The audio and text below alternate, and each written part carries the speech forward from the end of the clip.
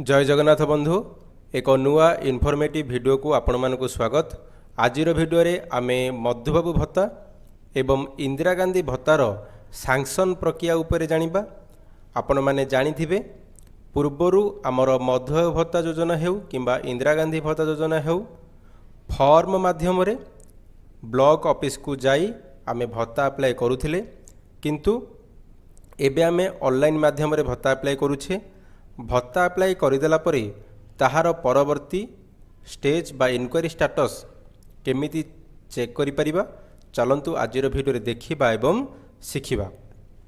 देखंतु बंधु आपण माने जानिथिबे ssepd.odisha.gov.in एई साइट को जाई आमे भत्ता अप्लाई करूचे।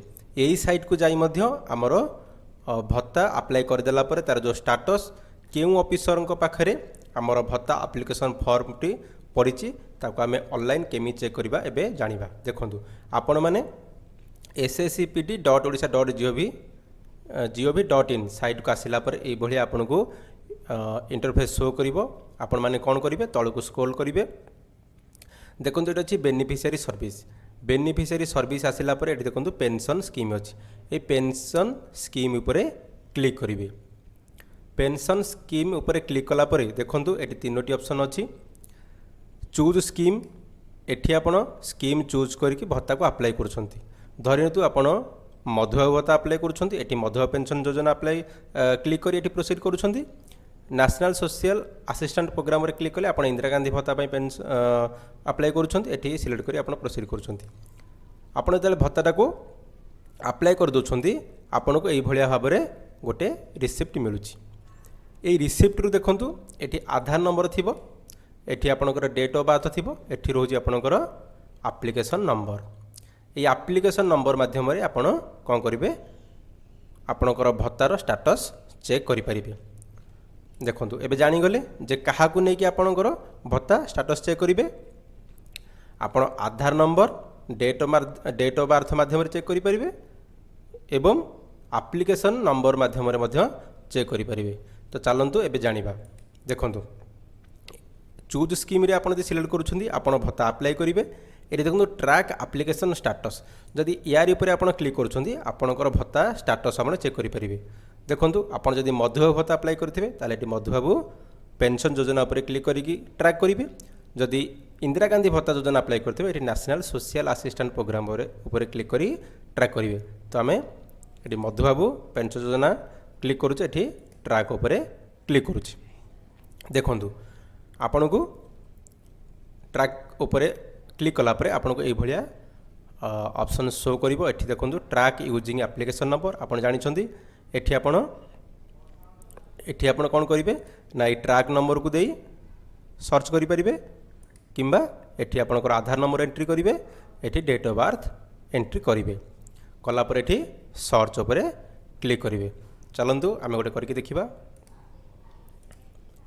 देखंतु एठी आमे सर्च उपरे क्लिक कले।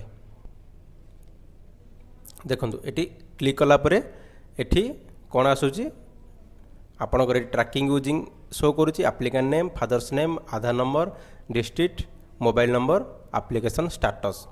देखंतु एठी स्टेटस रे कोन शो करूची फॉरवर्ड टू BSSO। जिते बड़े आपण भत्ताटा फास्ट अप्लाई करूछंती फास्ट एज रे आपणकर BSSO को पाखकू आपणकर एप्लिकेशन जाए। BSSO हेले ब्लॉक सोशल सिक्योरिटी ऑफिसर। आपणकर फास्ट ऑप्शन रे आपणकर जदि BSSO शो करूचेटी फॉरवर्ड टू BSSO आपण जानि दियंतु आपणकर भत्ताटा फास्ट एज रे अछि एवं सेठी इनक्वारी हैला परे ताहा आगो को बढ़िबो। देखंतु जेतेबेले आपणकर BSSO ऑफिसर तरफ आपणकर भत्ताटा वेरीफाई हो जाए ताको फॉरवर्ड कर दिया जाए वीडियो लॉगिन को।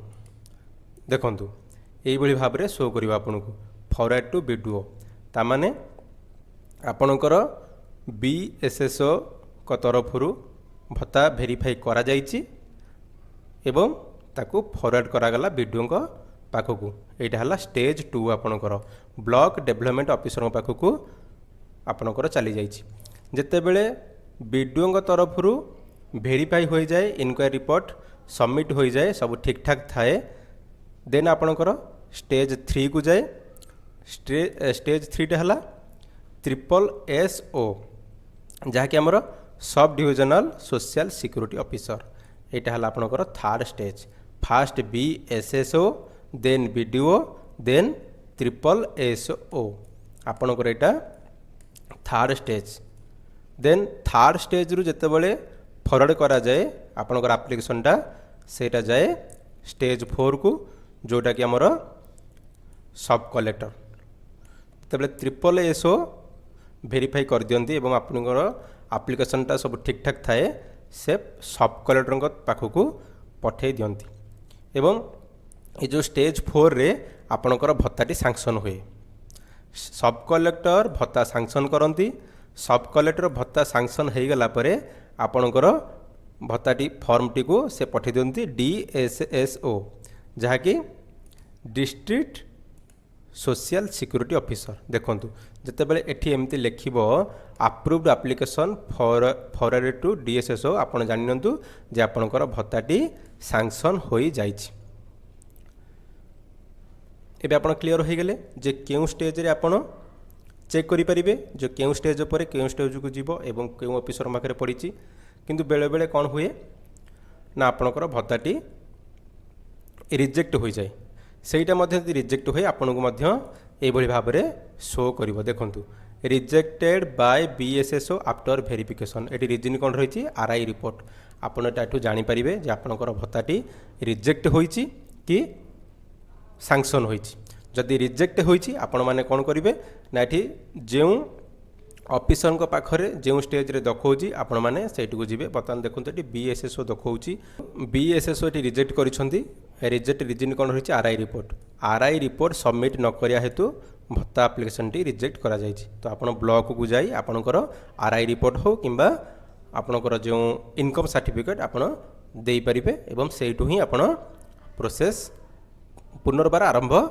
करि परिबे एबे आशा करूछि आपण जानि परिथिबे जे भत्ता अप्लाई करदेला परे आमे भत्ता को केउ भली भाव में ट्रैक करि परिबा बा स्टेटस चेक करि परिबा बहुत समय मेसेज आसे सर आम भत्ता अप्लाई करदेला परे जानी पारुना जे भत्ता आमर क्यों ऑफिसर पाखे पड़ी जेहेतु ऑनलाइन हो जाइए यही भाव में आपण मैंने चेक करें। धन्यवाद। Thank you for watching.